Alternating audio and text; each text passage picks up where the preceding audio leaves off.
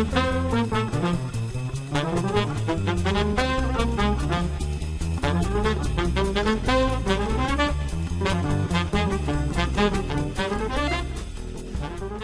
to Business Brains and the Bottom Line. My name is Paul Delivery, your host, and my guest today is Dr. Tim Proffitt, the Managing Director of Information Security at Insperity, and also an adjunct professor at Lone Star College. Welcome to the show, Tim. Thanks for having me. Excited to be here. Oh, thanks for being here. Really appreciate it, Tim. I don't think you're too busy, so you got a full-time job, and then you're an adjunct professor as well. Right. Yeah, it's a fun hobby to have. Yeah, sure. No, I can. Obviously, it's something you love, right? You've been doing the adjunct professor stuff for a while, right? Yeah, almost 12 years. Yeah, I've worked with several colleges, and it really, it's rewarding. It's fun. For me, I had some really cool professors when I was in my junior college that really projected me into the technology field. So I feel like I kind of owed it to come back and try to be the cool professor that bring the new generation of technologies around. So that's we're going to kind of tie your career technology into teaching down the later on in the podcast. Okay. But security, obviously you're a security specialist and you've been in Insperity a long time, and I kind of kick it off by saying I see some changes out there that I think what used to happen, at least from a sales guy standpoint, it used to be the security team will go to management and say, hey, I think we need to beef up our security. And they're like, well, we don't have the budget. And you know what happens next, right? There's a breach, right. There's something happens. And next thing you know, they're scrambling to remediate the situation. But that's changing though, Tim, right? I think. Yeah, absolutely. I think we're to the point in the security world where the security team has to pivot and be less of a barrier than what we've been in the past. I think we're to the point where security teams can't say no any longer when they get a request.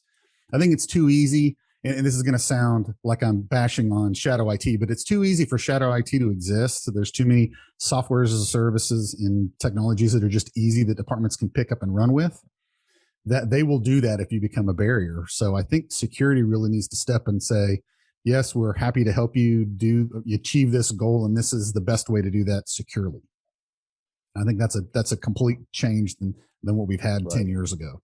Yeah, I mean, and the classic, Tim, would be, there's a breach and then management goes into a panic mode and they throw all sorts of money at it. But the reality is, I think it's better to be ahead of the game than behind the game, right? Absolutely. Yeah. So, well, so as people orchestrate their security practice internally, like for instance you, and I certainly don't want you to give any trade secrets out about Insperity. I've never asked that, obviously, but you've been there for 20 years, so you're doing something right, or you wouldn't have a job. But how does it look? When someone wants to orchestrate a security layer, how do they do that? What are the best practices for that? Well, I think there's a lot of models that are out there that you can follow, and if someone doesn't have they're trying to get into that space, there's so many frameworks out there that you can grab onto, and that will really point you in the right direction. I think the CIS Top 20 is fantastic for that. Obviously, there's a huge library of the NISTs that are out there, the publications. The Cloud Security Alliance is another easy way to go out and find how to stand up a security program, what tools, techniques. I'm really big into maturity models. I like leveraging those to kind of assess where you are, what you can do better. And a lot of that you can find relatively easy by just doing a little bit of research. But that would be where I would point people to. Yeah, no, that makes sense.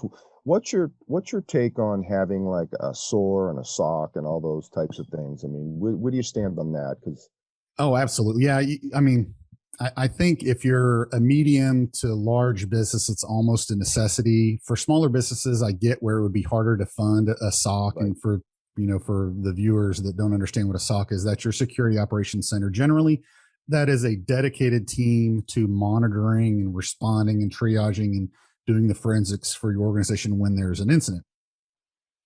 I think they're absolutely essential today. The attacks and the threats that are coming at organizations aren't shrinking, they're growing. The interesting part about a SOC is the technology needs to be adequate for what the business needs. And that really comes along with automation is a really big thing right now because there's such a shortage of InfoSec folks. And when you have a shortage, you have to make up for that somehow. And that really is through some kind of SOAR or orchestration technology.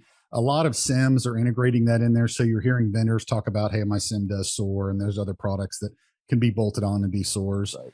But when you don't have the people, then you need to make up for that somewhere with the technology. And that's really where that security organization or orchestration comes from, is Yeah. going to help you do the minutia, the stuff that can take the team away from resetting passwords or preventing or pulling phishing emails out of mailboxes. There's just a thousand things that are just daily tasks that don't really take a whole lot of brain power from your SOC, but they still have to do them. Right. Your orchestration is really, really big there. Now, you also have to be careful, because too much orchestration or too much automation, and you can also miss 0-day and new attacks. So it's Right. this seesaw effect of, all right, I'm putting this technology in place to help me reduce what my people are doing, but at the same time, you have to have your people do constant tuning. So there is a juggling act there, but Yeah. orchestration's absolutely important today. Yeah, because you touched on something. Just the amount of trained people out there is just they're not there. It's just you have to have an automation, right? Right, right. Yeah, and as leaders, we have to find ways to funnel good technology people into a security focus. And that's another thing with students. You know, they need Sure. to we need to start driving them that way. There's a lot of people that would love to be in the security program, and there's a lot of people that I could hire, but they're not going to necessarily be good infosec people. Right. So that's where, when I'm talking about there's a shortage, it's because there's a shortage of really good infosec people. Yeah. No. So with the movement that with this pandemic, right? Everyone working from home and having IoT devices, and how has that changed the game, Tim? Yeah. Versus, being in your building, right? A little Yeah. bit different. Yeah. So yeah, we've all moved remote, and it's not just that we've all moved remote, but technology is permeating everywhere, including our homes. And I talk to a lot of folks. I tend to, the researcher in me is polling folks about the number of devices they have in their house. And it's amazing. I mean, What's the average number you're hearing? yeah, I hear, well, I'll ask the question and then they'll say, let me get back to you. I'll go home and count it tonight. And I get a lot of people come back and say, I have like 30 different devices that have IPs in my home, right? And when you really, and I ask them some more questions, and they'll come back and go, no, the answer was really like 45 when I take into account my kid's PlayStation and all of the stuff that he has that's online. So yeah, so IoT at home is something that we have to look at. In the past, it was make sure your router's got a good password on it so that hackers can't take over your router. But now we're talking about IoT is things like security cameras, deadbolts, intercoms. I mean, we can ask Google or Alexa to do all kinds of things and automation for us, and it will go do that. But there's some inherent vulnerabilities that are there too. So if something gets compromised on your IoT network or where your IoT devices are, it can go east-west in your environment, and that's another type of compromise that can happen, let alone someone that wants to do something nefarious or cyberbullying or denial of service you. If they get access to your IoT devices, they can make it really fun for you until you figure that out. So what do you do, Tim? I mean, you have, I'm sure your company has a ton of people working from home or being more of a hybrid environment. Sure. What can you do to protect against that? Yeah, there's a couple things, and companies are going to maybe treat that a little different than probably what a person should. Companies are generally going to try to make sure that their corporate devices are on pretty strong VPNs and the wireless is somewhat protected. But as individuals, we own the IoT, and a lot of times that those lines don't cross between that and the corporate, but it could impact your corporate device. So you're doing things like, when I give advice here, it's always you multi-factor everything you possibly can. Right. If you've got IoT cameras or deadbolts or intercoms, you multi-factor everything you possibly can. Strong passwords obviously is a big thing. You can't leave defaults. You can't really leave simple passwords that are out there because it's all internet connected, and that stuff's getting popped constantly by attackers. And then segmentation is another interesting concept that is really starting to take off. The recommendation there is you should have, for example, if you have a Wi-Fi network in your house and you've got a lot of Wi-Fi devices like I do, you create a Wi-Fi network specifically for those IoT devices. And generally, a lot of us aren't using the old 2 megahertz or gigahertz range, right? So IoT devices love to live on that. So I stand up an antenna, and that's where you carve that stuff off. So if something does get a hold of let's say my Ring doorbell, I don't have one, but I'm going to say that I do. Yeah. I've got a Ring doorbell that's on that, then they're not going to get anywhere else but those devices that are on that network. So yeah, segmentation, Yeah. we've been doing that in corporations for a long time. We gotta kind of think about that ourselves. And then the more mature folks will implement a network access control in their home as well. So devices just can't join the network unless they're approved. And a lot of the newer Netgear and higher end equipment that you can buy for the consumer gives you those kind of security features. So you have to start looking at things like that. Yeah, no, I've heard the same thing, Tim, and I'm not gonna lie to you, I haven't created my own network for my IoT devices at home, but I think I'm about to do that this weekend, by Yeah. the way. Yeah. It's not as hard, right? Once you get into it, it can be kind of fun. Yeah, yeah. Even though I'm on the sales side of IT, I kind of think I'm, a little bit technical too. I can do a little bit of those things. Plus, when I run into a pinch, I go to one of my SEs and they help me out. So, Sure. so So great. So another thing, and so as we go through security, a lot of other areas that can be a problem is a lot of applications have APIs, open APIs, right? That you can tie into. With giving people access and other applications access into certain applications, how do you guard against that? I mean, that's a tough one. Yeah, that's a whole new frontier. Pen testers, that's kind of the new gold for pen testers right now, is when they find APIs that organizations are using. It really is the new rush to how to compromise an organization, because we're leveraging APIs for everything. That's the new electronic data interchange. Um, then traditional API security is not cutting it, right? The Yeah, traditional authentication methods don't work. Um, Having organizations build their own APIs and not have them fully tested really becomes disastrous. So you can right. have a lot of things compromised that way. So it really comes down to there's a whole niche market of API gateways that exist out there that protect it, kind of like the new web application firewalls, but are Sure. for APIs. You should be leveraging penetration testers to attack your API to Right. understand what that can do. I mean, I've seen some really cool case studies where, and cool is probably not the best word there, but I've seen some sad case Sure. studies Yeah. where organizations were denial of service just through their API because they didn't know that someone could push over their API as Right. easily as they could, right? And denial of service as a service is relatively cheap in the dark underbelly of the internet, and all it takes is giving someone 30, 40, $50 and they can take out your API. That's not a good Unbelievable. scenario. So yeah, we really have to, and we could come up with 1,000 things, but it's going to take security teams looking specifically at their APIs and say, is this resilient? Can it be compromised? Is this have the best security controls we can around the API? So Tim, one thing we hear from our customers a lot is having the layered approach.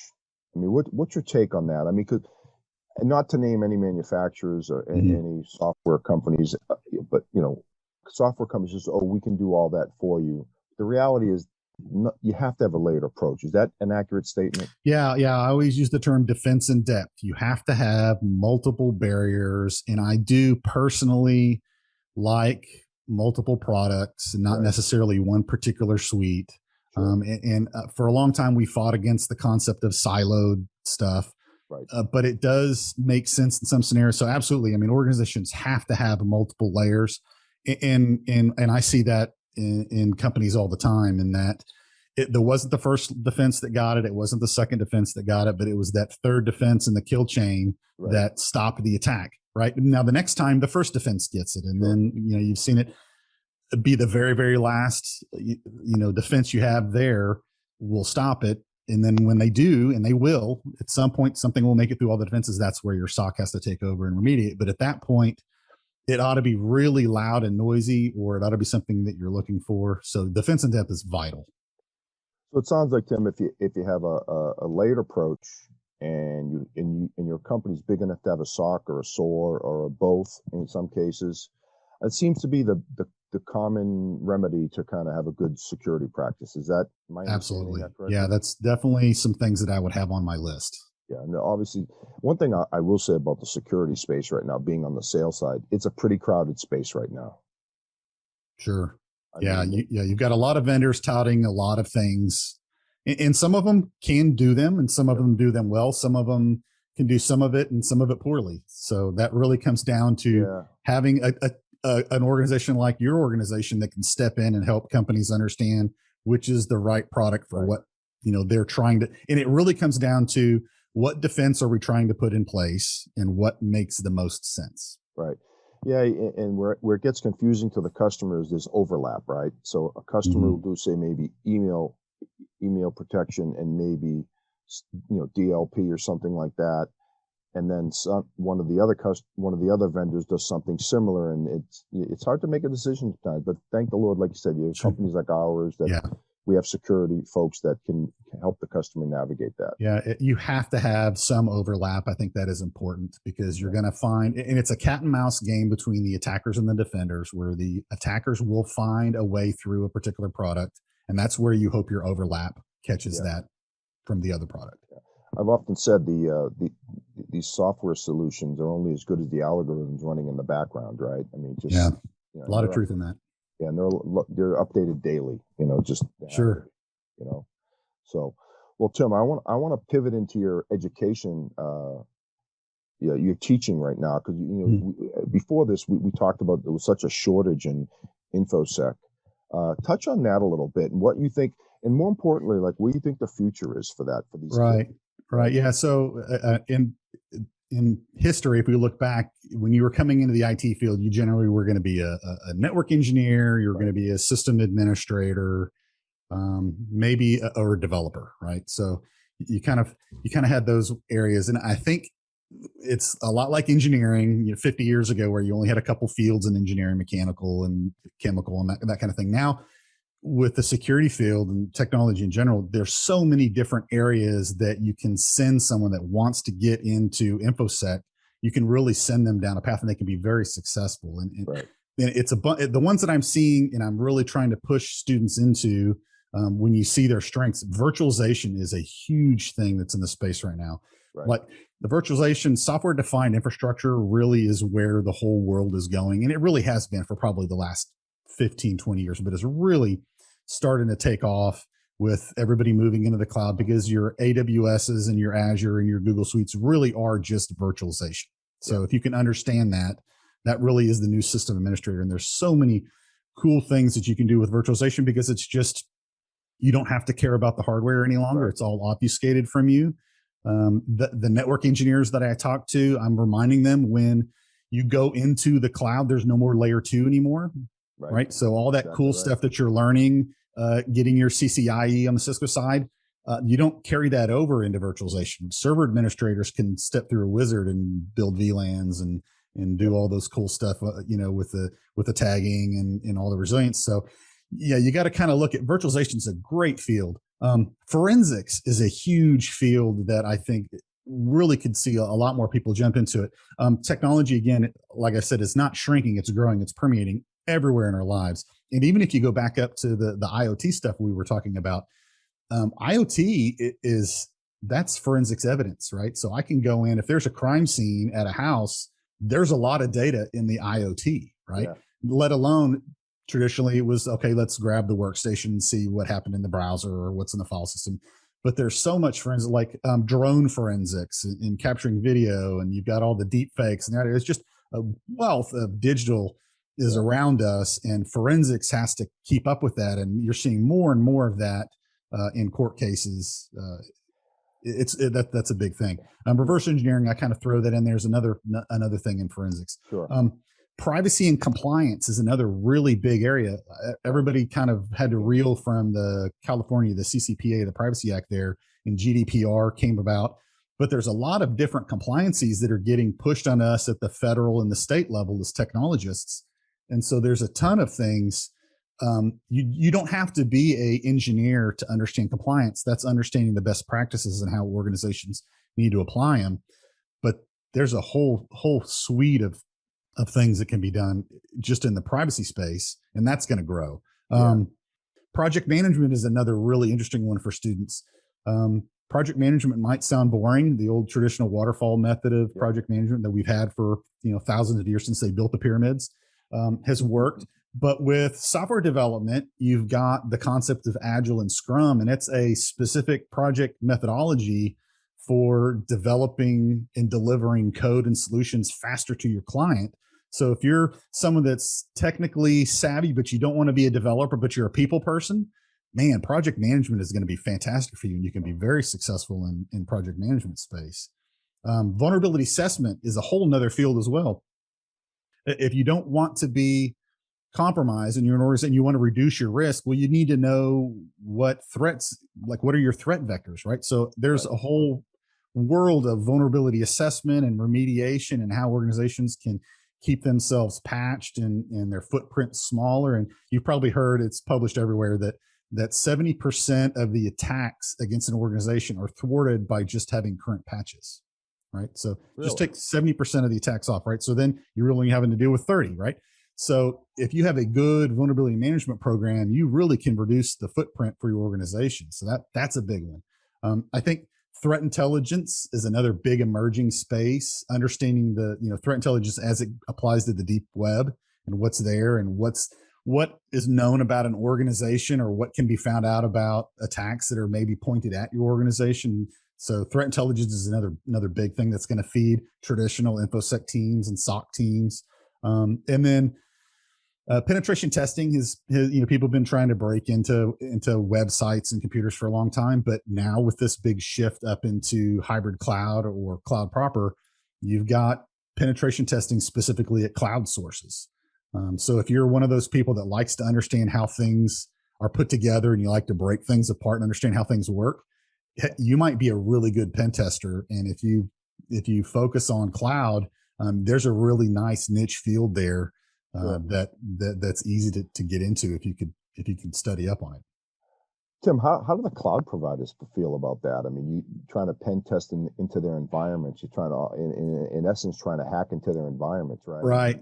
Yeah. So a lot of organizations will place that in their contracts and negotiate times when their own pen testers can go against their own cloud infrastructures, and that is very, very commonplace. So to think that doesn't happen is incorrect. Yeah, you would want to, and if you're an organization thinking you're going to get into the cloud, you should be thinking about putting that type of wording in your contractual negotiations. Absolutely. So, Tim, what are you seeing as far as the number of kids coming out of high school that are going to college that are kind of majoring in security, information technology type of thing? Because I think for a while there, those numbers were dwindling, right? I think 20, 30 years ago, it was kind of a sexy industry to be in. Sure. But I think it went through a while there. Young kids weren't looking at it as being a great industry. What are your thoughts on that? Right. Yeah. I think it's exploded. I think that the industry is communicating out enough that people are saying, hey, this is and you can see this in a lot of research, that the security field is the fastest growing field in technology, bar none. For the longest time, it was on the development side, but just in the last year, 2 years, it's InfoSec has really taken over on that. And just to point out, and I'll plug Lone Star here, that it's been such a demand that is one of that our community colleges has a 4-year degree in cybersecurity. Oh, nice. Right. So that shows you there's enough demand there that the college was created a bachelor's program for cybersecurity. And you're seeing that over there. Sam Houston has one. U of H has got one. You've got when I got my degree 1,000 years ago, there wasn't a cybersecurity degree that I could get as a bachelor, but you're seeing those popping up everywhere. Yeah, so I think when I was in college, Jim, I think I may have mentioned I have a math degree and a computer science minor, and I think MIS was just becoming a major at that point. Yeah. Most of us came out programming in Pascal or COBOL, right? So it's a far cry from breaking down packets and understanding attackers from writing COBOL. A little bit different in them. Tim, how much are you teaching, by the way? I mean, you got a full-time job. I mean, how many classes are you teaching?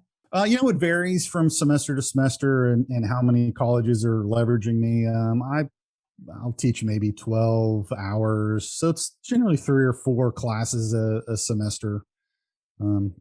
It changes. What's that? Do you teach at night or in day? It varies. Yeah, obviously. I mean, I try to keep the streams not cross between my day job and my night job. So generally, I'm lecturing in person in the evenings, and then a lot of us, adjunct professors across the globe are all having to move to online. So I'll do WebEx live lectures as well, so my students can still interact. I feel sorry for them because I feel that a really good professor will lecture, but at the same time pull questions out of the students and interact. And I don't like static videos, so I like to do live lectures and poll the class and ask them questions. And so we continue to do that.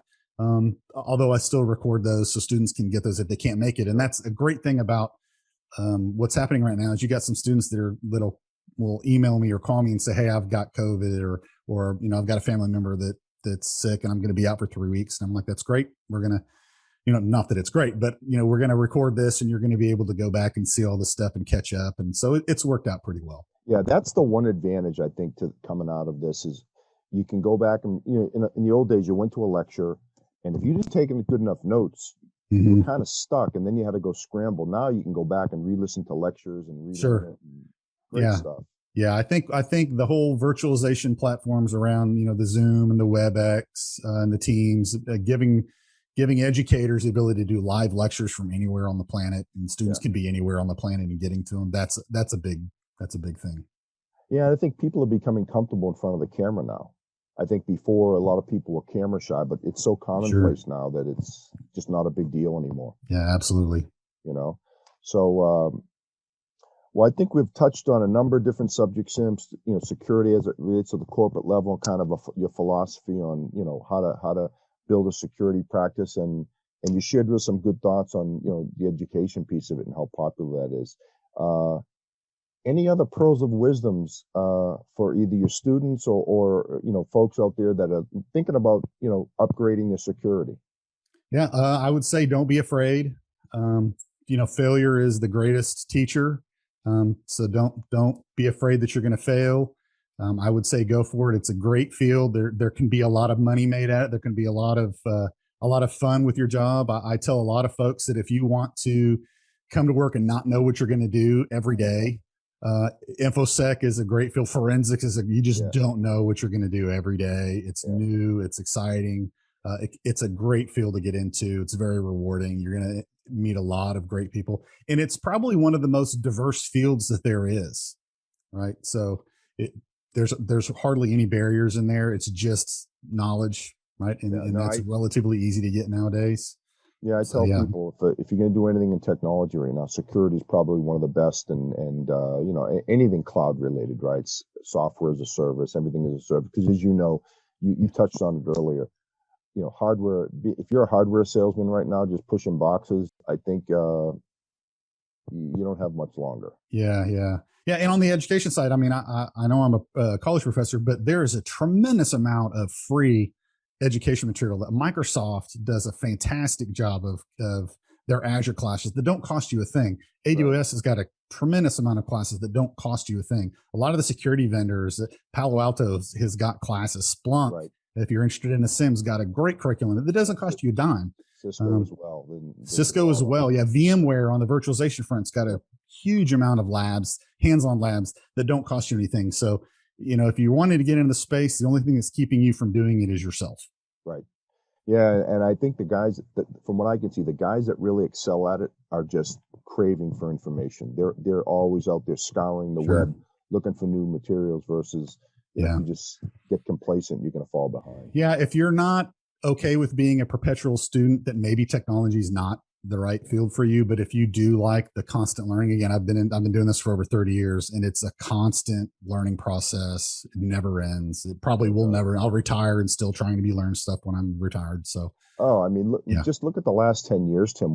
How the change in every aspect of technology, and in another 10, you and I will probably be retired by then. But it's going to look completely different than it does today. But yeah, you're right. In this industry, if you can't change with the times, I think you may find yourself being left behind.